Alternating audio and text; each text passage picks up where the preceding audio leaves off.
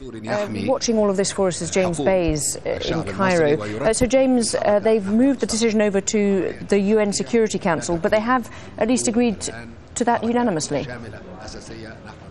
They have had a unanimous agreement.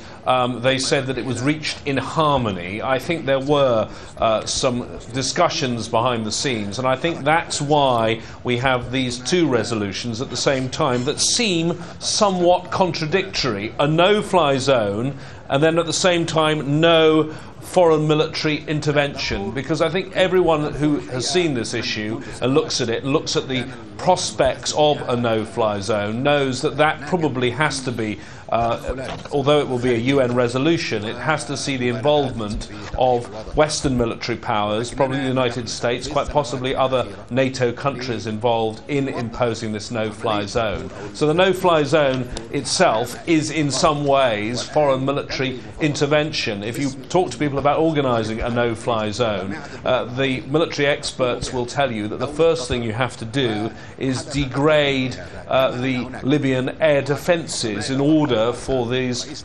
patrols to patrol the area and make sure that no one is flying. And then there's the prospect that those air patrols could be challenged by the Libyan Air Force. Then you get into an air combat situation, and that I think would be described as foreign military involvement. I think they've kept all the sides here, all the countries on board, by having these two companion resolutions, but in some ways one seems to contradict the other, Lauren. And in spite of that internal contradiction perhaps, it does, I suppose, at least give that condition of regional support that the NATO Secretary General was stressing would be required before anything could go ahead, and obviously then we would move on to the clear mandate, which would be the UN resolution.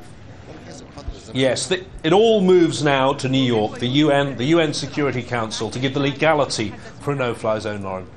OK, James, thank you very much indeed for that analysis there.